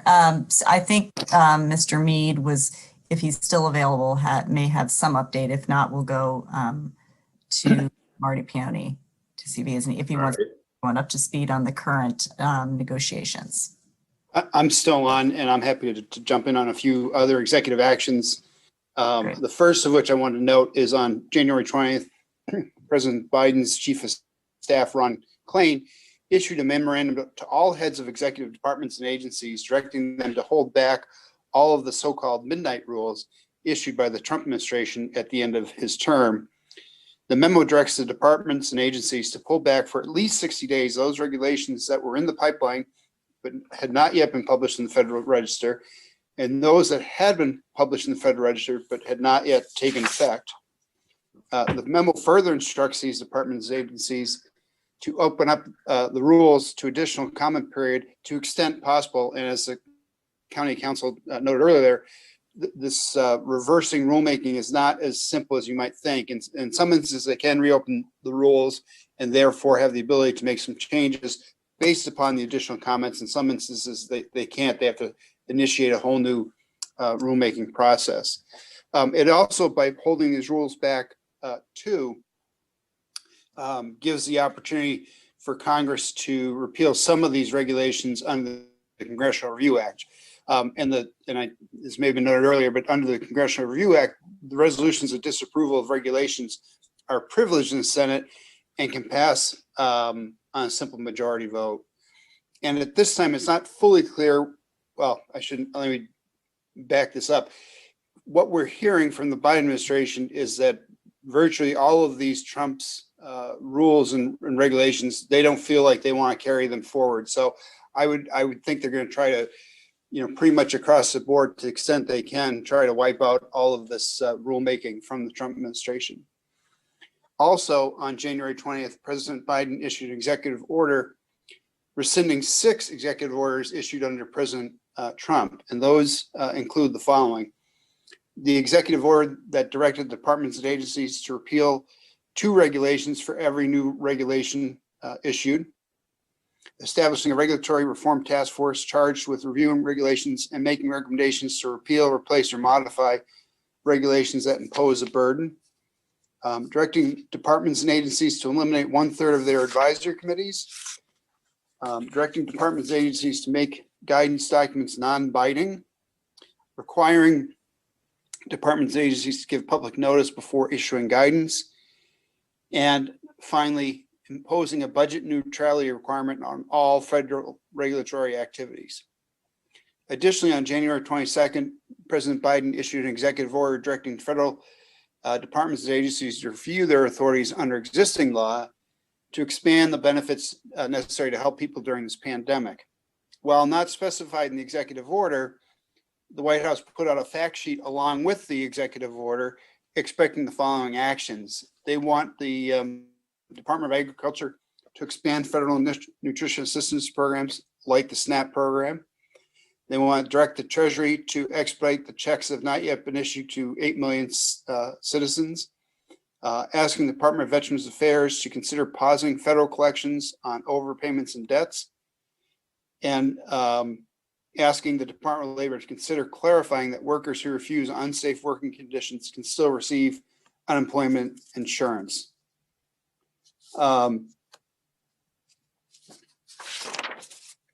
finally, on January 26th, President Biden issued an executive order directing the Secretary of Housing and Urban Development to make sure the department is abiding by the Fair Housing Act of 1968 and to review actions of the past administration and to reverse any actions that had negative impact on communities of color.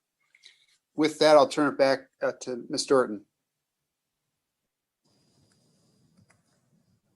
Hi, I'm back. So from here, we were hoping that Mr. Paoni, our colleague, give an update on the current budget and negotiations with the White House and Congress and sort of the current state of play there. Hi, can you hear me? Absolutely. Go right ahead, Mr. Paoni. Not to dwell on the obvious, but as you probably already know, a number of Republicans met with President Biden yesterday with a smaller package, about a $600 billion package versus the $1.9 trillion that the House and Senate Democrats and the president want.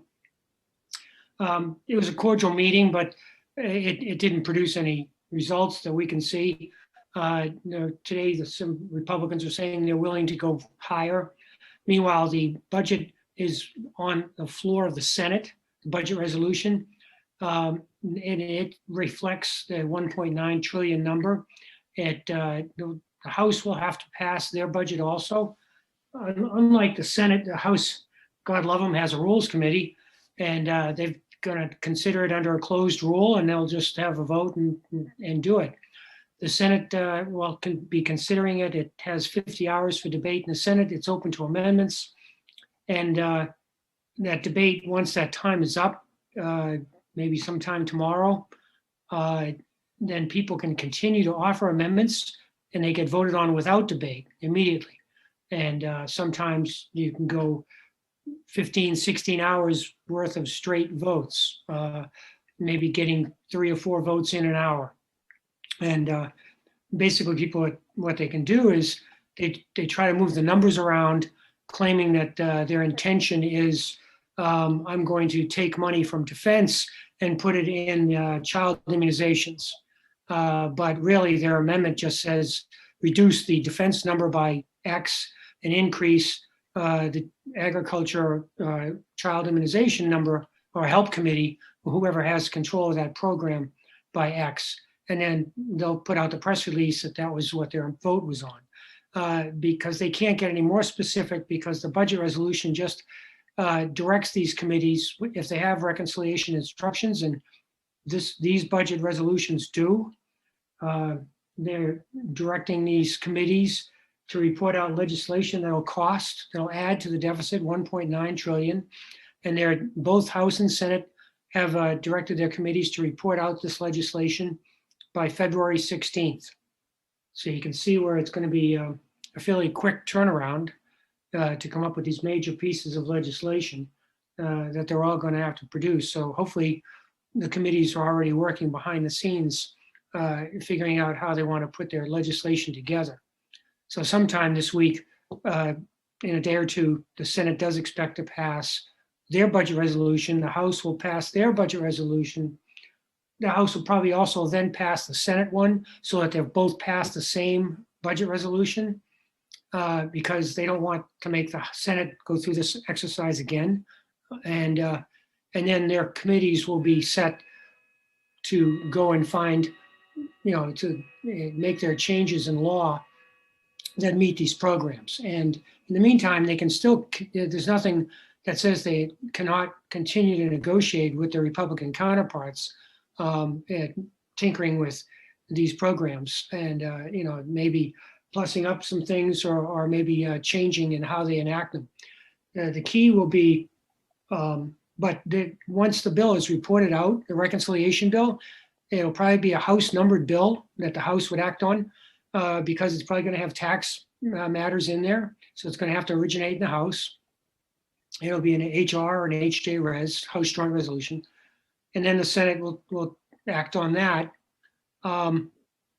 Again, that is subject only in the budget has 50 hours in the Senate.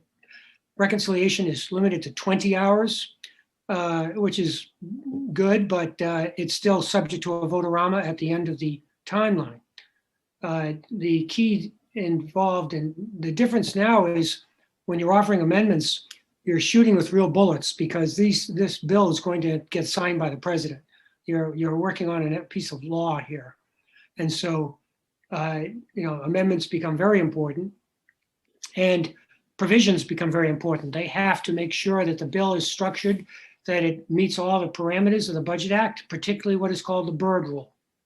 And the Byrd Rule basically requires that the legislation focuses on budget outlays and revenues of the federal government and does not tinker with Social Security.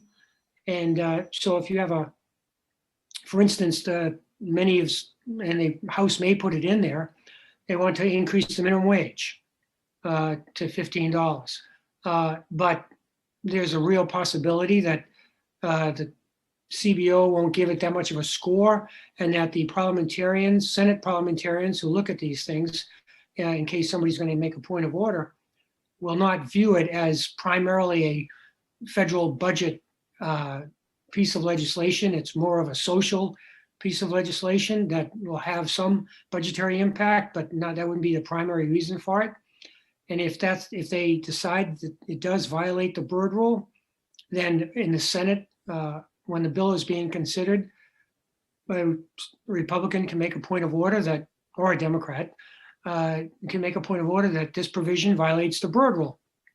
Before the chair, the way it would work would be the parliamentarian would turn and direct the chair on how to rule. Before the chair rules, Schumer most likely would move to waive the Budget Act. That would be a vote, but it takes 60 votes to waive. And you can do the math. So they're probably not going to get the 60 votes to waive. They will then have had to vote. The chair will say the budget point of order is well taken and the language is stricken. It's a surgical strike. The entire bill does not come down. And they can point to who voted against waiving as well. When they run their ads for re-election, this person, the senator, voted against your minimum wage increase. And they can point to the progressives in the House and say, look, we tried. You put it in there. We did the best we could. But we're limited to what we can do with a 50-50 majority. And so that's how that's my guess is if they put it in there, how it'll go. I mean, I could be wrong. Parliamentarian could agree that the savings that will come about as a result of less food stamps with an increased minimum wage, more tax income, that sort of thing may be enough to get it across the finish line for a bird rule violation, but it's an uphill battle, to be frank. And there may be other points of order that lie against it, but usually they will try to scrub the bill in the House and the Senate before they call it up to make sure that they limit the amount of bird rule violations as they can, and limit them as much as possible. They don't want anything in there inadvertent to be stricken. And say the minimum wage is stricken, the bill would then go back to the House. It's considered as if the Senate had adopted an amendment to strike it. And then the House would concur in that amendment and then send it to the president for his signature.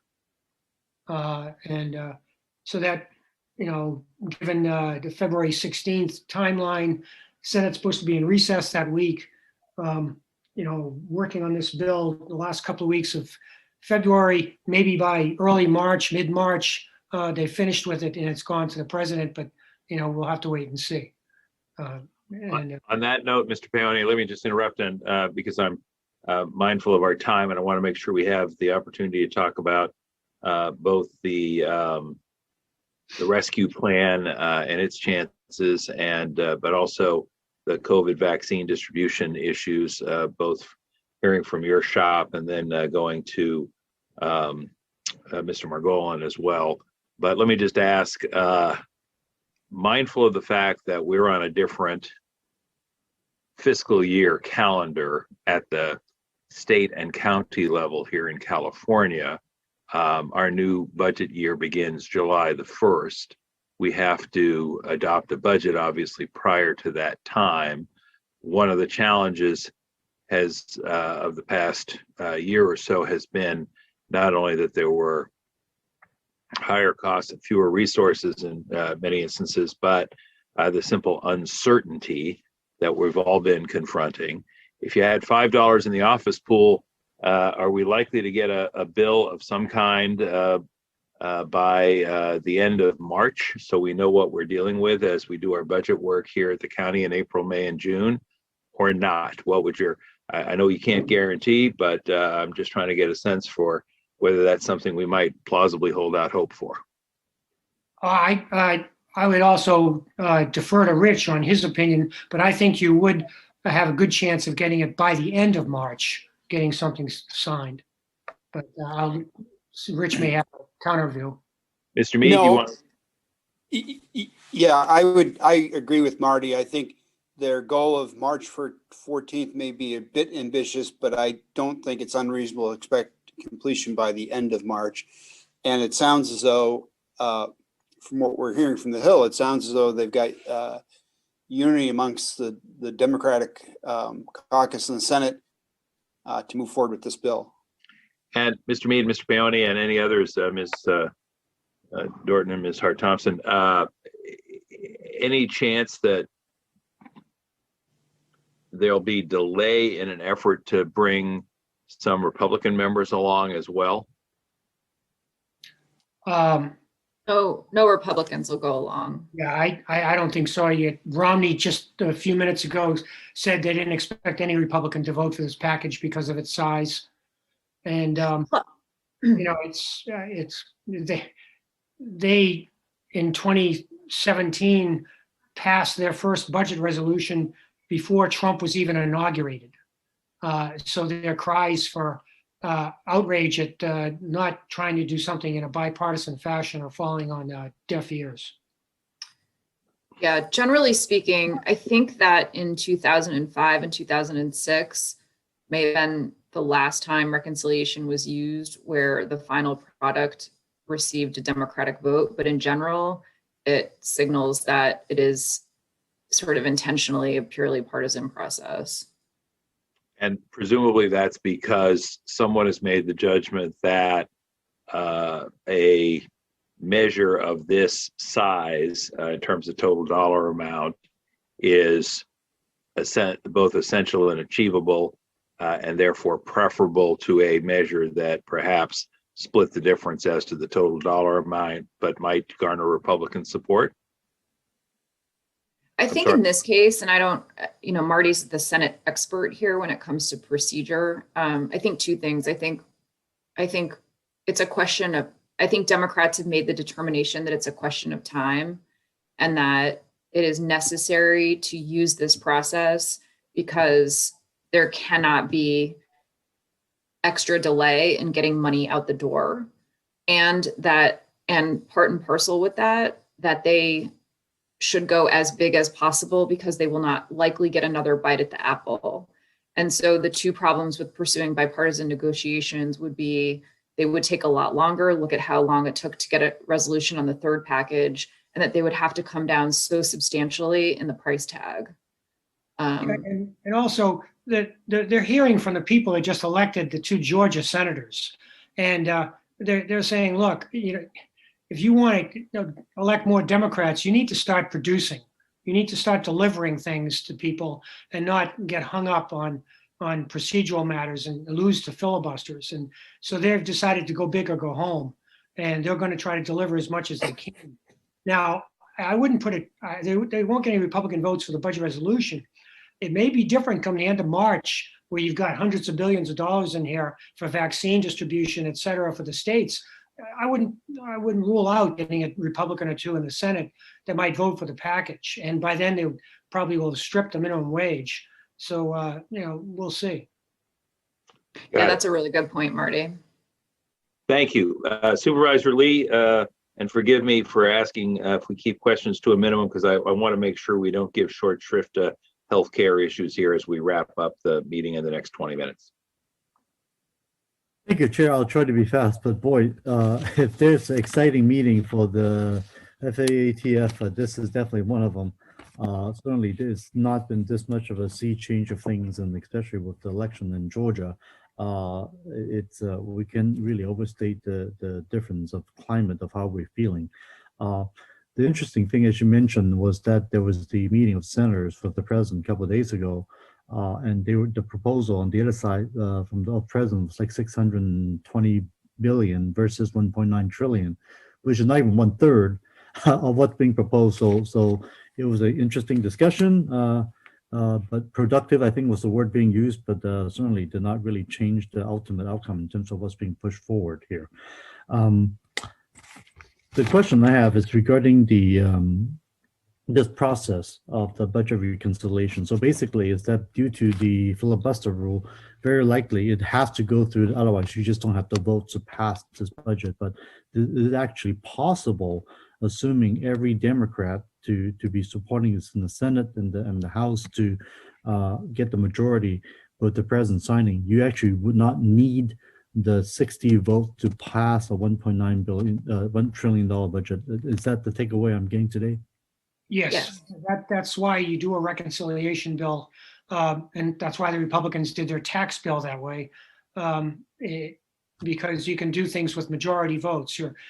But you are limited to items that only affect the federal outlays and revenues.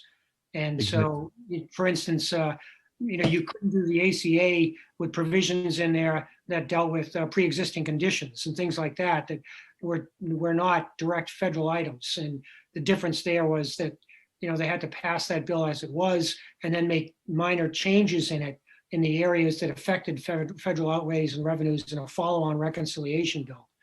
So it's a filibuster-proof item, but you're limited to how you can use it, but you can still use it for a lot. Right. Well, the real good news for us from the county point of view is that the $350 billion to state and local government is in the 1.9 trillion bill, which would not have been in the 619 or whatever billion proposal. So assuming this would be able to pass, then that means the state and local funding would come. Yeah, that was a big deal breaker. I mean, when the Republicans didn't put any money in there for state and local governments, Schumer pointed that out and said, there's no way we could accept that. Right. Great. Now, ACA, I know there's a lot of dismantling or attempt to dismantle ACA that we could go back the last 4 years. How are we doing on that issue moving forward? Let me just ask if we might defer that for Mr. Margolin and then let the folks at All Prime right. Thank you. chime in as well. Great. Thank you so much. Yes, please.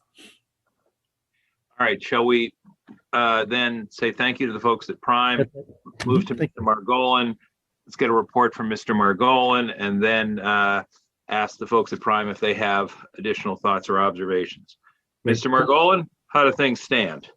Well, there's a lot of activity, and you've heard about a great deal already, some of which touched on healthcare issues, but let me try to go through as quickly as I can here to allow for questions some of the key healthcare developments. Again, a lot of what's happened thus far, as you've already heard, relates to executive actions and policy announcements. So the first policy announcement I would highlight is that the Biden administration has announced that the national public health emergency will stay in effect for the entire year of 2021. And should they decide at some point to get rid of it, they're going to give the states 60 days advance notice. That's significant for a couple of reasons, one of which is there's an enhanced FMAP, federal match, that comes along with that emergency declaration. It's worth several $1 billion a year to California. That's going to be preserved for all of 2021. And also our ability to get Medicaid reimbursement for telehealth services is linked to that state of emergency. So that's an important thing to note, that it's guaranteed for all of 2021. In the realm of executive action, sort of a good illustration of what Mr. Press talked about when he talked about the great unwinding, there's a Mexico City policy that Ronald Reagan established in the 1980s that barred funding for groups abroad that either performed abortions or did abortion counseling. And for the last 30 years, every Republican administration has sustained or reenacted that executive order, and every Democratic administration has reversed that executive order. And the Biden administration did as well. They repealed the Mexico City policy. On the Title X gag rule, which involves funding, Planned Parenthood funding, and has been a very significant issue for Planned Parenthood clinics throughout the country, that rule is already in effect. And as Danielle Christian already referenced and Prime Policy has talked about, there's this review going on. You can't simply, as Mr. Press also indicated, you can't simply reverse a rule that's already been enacted without going through a process first. So the president has directed Health and Human Services to evaluate Title X, but again, that doing a new rule will be a much longer, more complicated process. A more specific action that the president could take and did take was to reopen enrollment in the Affordable Care Act in the covered California marketplace. February 15th through May 15th, that marketplace is reopened pursuant to a presidential directive. On the broader range, and this goes to Supervisor Lee's question, the broader range of ACA issues, how do you reverse damage done by the Trump administration? How do you strengthen the program?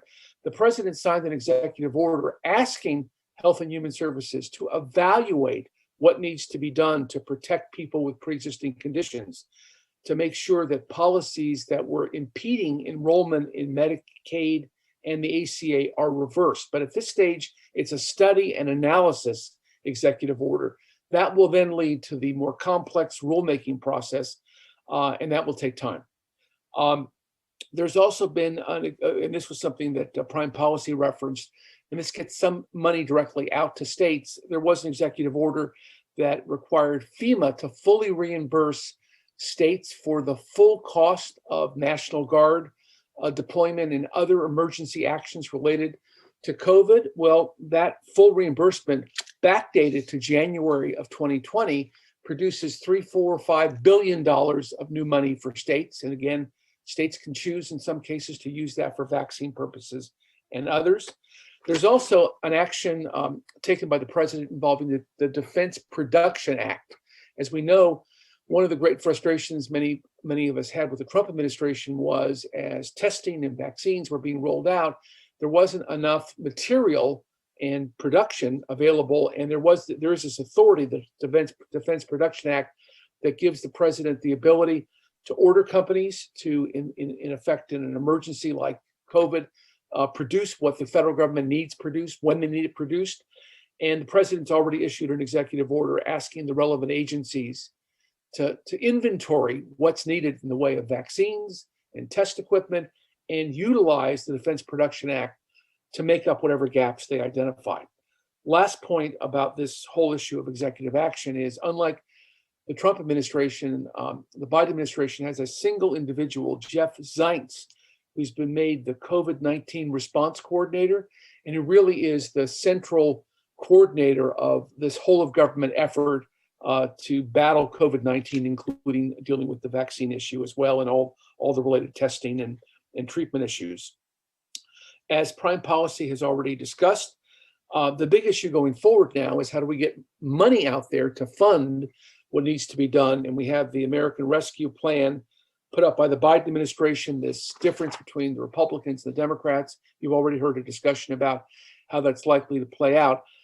This Biden plan will fully fund, if it's passed, a major series of vaccine initiatives. And let me kind of tick off quickly, at least at a high level, the key elements of the Biden vaccine plan that will be funded in many cases by the American Rescue Plan. But one of the key elements of the Biden approach to vaccine is they want to make sure that not only is the vaccine rollout effective, but that it's also equitable, meaning that hard to reach communities receive vaccines. So they're asking FEMA to stand up vaccination sites around the country, these special vaccination sites in areas where there's not adequate access. As I previously mentioned, they want the National Guard. They want National Guard costs and other vaccination costs to be fully reimbursed by FEMA at the 100% rate going forward, which allows for more rigorous use of those resources, and again, more federal dollars in play. They want the federal government, President Biden has said, to launch mobile vaccination clinics, have them out in the community.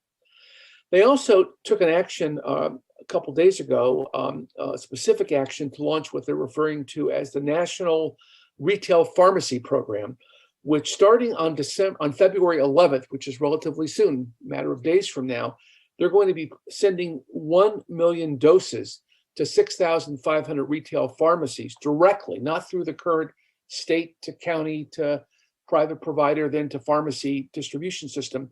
This is a direct allocation to retail pharmacies, 6,500 to start. Eventually, they hope to reach 40,000 retail pharmacies across the country with this program. And this is on top, these 1 million doses, of the 10.5 million doses that they're already ramping up to deliver in their current allocation program to states.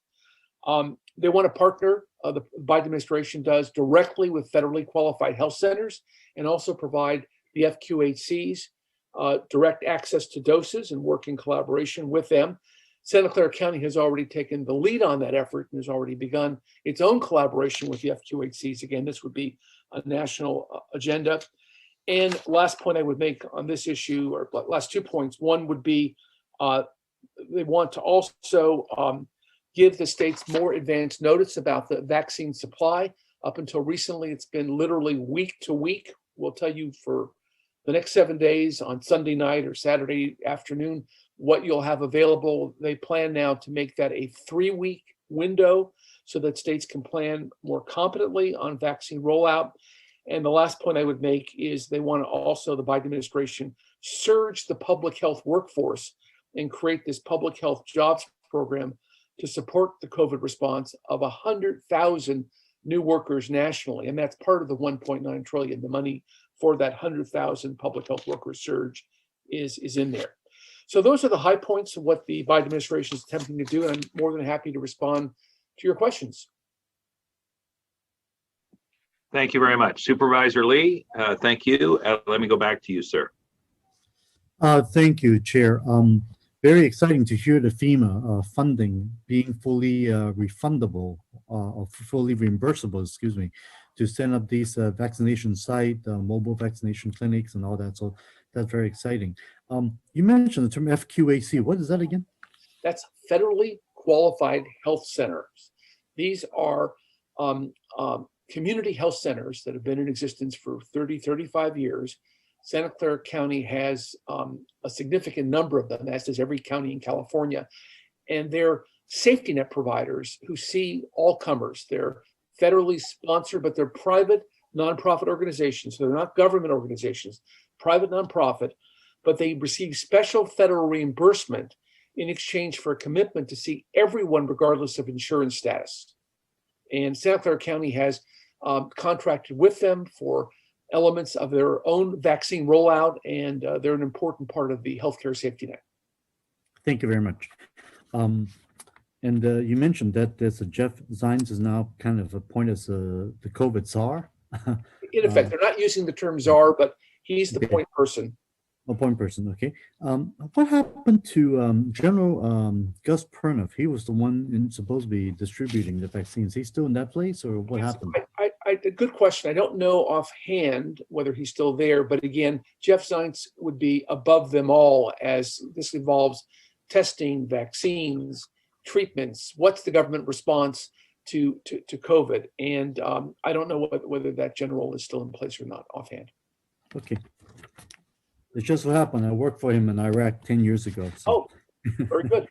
No, there's a reason if he's career military and he is by the Biden people having done a competent job. They're not moving out every person wholesale who was there beforehand. They're keeping a lot of people in place. He may be there. Right. And the other issue that was very exciting is that they have now reopened the ACA application process, right? So more people could now apply for it. And up to May. Through May 15th. It starts later in February. It goes through May 15th, and that allows for people impacted by COVID and other circumstances through open enrollment to get their coverage. Okay, and my last question I have is regarding the FEMA reimbursement. You mentioned that they now have said that we could now backdate the reimbursement back to February 2020? January 2020. January 2020. So that's supposed to produce something on the order of $3 to $5 billion nationally in money that states can claim. I don't have a number for you on how much California will get of that, but you can imagine it's in the hundreds of millions of money that California will get. Now, is this something that the state would do, or is this something the county would have to come up with? Again, from what I've read and seen thus far, a lot of these details are not fully, the legislation is not written in every detail. But in this case, we're dealing with an executive order, and my impression is that this is a state reimbursement, not something. Please keep us posted, because if there's money that we could get back from the federal government, we certainly could use it, right? Absolutely, and we'll let you know if in fact there's any direct county reimbursement, but I believe it's state. Okay, thank you very much. Thank you. Thank you, Mr. Margolin and Supervisor Lee. Mr. Margolin, as you know, I've been back on our board for the past 8 years now, this go around, and we've been on a roller coaster ride with the Affordable Care Act pretty much all 8 of those years. I want to go back to something you touched on briefly, and not for too long, because we want to try and wrap up as close to noon as we can, but so where are we again? And perhaps more importantly, what does the year ahead look like in terms of activity around or affecting the Affordable Care Act and its availability / implementation?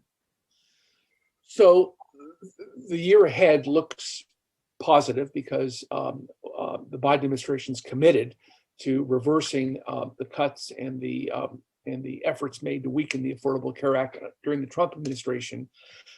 They've started this evaluation through executive order of all the different actions that made the Affordable Care Act weaker under the Trump administration. And it may require new rules. And in some cases, there'll be waiver agreements reached with certain states where the Affordable Care Act was weakened through waiver, or the Medicaid program was weakened through a waiver agreement. And the federal government will try under President Biden to rework those agreements. This won't happen overnight, but it will happen over time. And then to the extent— excuse the interruption, I just want to make sure I'm tracking. Historically, Mr. Margolin, when we've talked about waivers here in California, it has been so that we could do something a little bit more, a little bit innovative, perhaps a little bit outside the box, for lack of another cliche. You're telling us that in other states around the country, there have been waivers granted to allow folks to do, quote, less than, rather than more than. Yes. And that's a place where people will perhaps try to return to a more robust implementation of the Affordable Care Act. Am I tracking this right? That is completely correct. Okay. So they need to have a Health and Human Services Secretary in place. So Javier Becerra, who's the nominee, needs to get through his confirmation process. We'll have a much better sense of speed, direction, pace once Javier Becerra is in that job. Got it.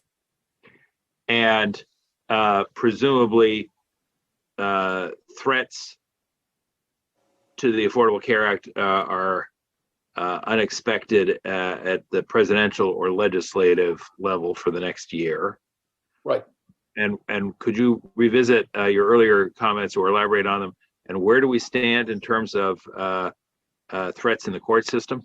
Well, it's before the Supreme Court, the Texas litigation. The court's agreed to take it up, and it's already heard oral arguments. So now the question is a decision. And at some point this spring, late spring, early spring, potentially even late winter, at any point over the next several months, the court could release a decision. Most likely will be towards the end of their term, which would be April, May, June period.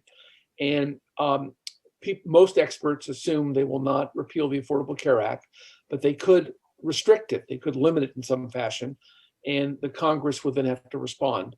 And if they were to do the worst here and do what Texas wants and the other attorney generals who joined Texas and repeal the law, that would create a massive crisis and require the Congress to immediately engage. But we're not going to know that till several months from now, probably.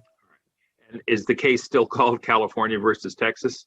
Yes, because yes, Okay. it is. And I gather that there was an emerging consensus or conventional wisdom is probably a better way to put it, based on the oral arguments, that we were looking at a possible decision that would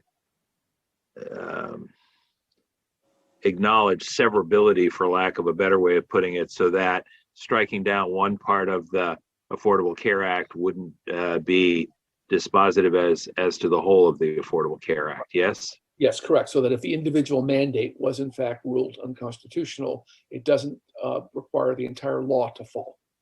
And understanding that the conventional wisdom is sometimes wrong, is that still the conventional wisdom? Yeah, the conventional wisdom has existed for about a year and a half prior to reaching the court. And because of the comments that were made during the oral arguments, skepticism on that severability issue, that conventional wisdom was reinforced. But again, conventional wisdom can be wrong, but oral arguments tended to suggest that there's not going to be the votes to strike down the entire law. But there is a risk there. Thank you. Let me check with the clerk and see if we have any speakers on this item. We have no speakers. Thank you. Then let me go back to Prime and ask if they have any additional comments as to the healthcare portion of our agenda. Nope, we do not. Thank you. Then let me turn to the clerk. I'm not sure that I actually asked for formal action on receipt of the report under item number 7. Let me just check with the clerk as to whether or not they have a note on that item. To the chair, I have a note that there was no indication of received or a motion for item 7. Thank you. That was my oversight. I apologize. Then let me do this. Let me turn to Supervisor Lee, and if there are no additional questions, Supervisor, if we get a motion to receive the reports on item number 7 and item number 8, that would be timely. Yes, absolutely. So move for both items 7 and number 8. Thank you. And I will second. We'll ask the clerk to call the roll, and we will act accordingly. Vice Chairperson Lee? Aye. Chairperson Simitian? Aye. Both measures are approved. That's item 7, receipt of the report. Item 8, receipt of the report. And I think that completes our work today. Let me just confirm with the clerk. Any other items as you read our agenda today, Madam Clerk? No, the final item minutes was on consent, and you are able to adjourn. All right, then without objection and hearing none, we stand adjourned. And as of now, We believe our next regular meeting will be on Wednesday, April 7th. Thank you all very much. As Supervisor Lee said, really a very large package of items to make our way through today, all very helpful. Take care. Thank you. Thank you.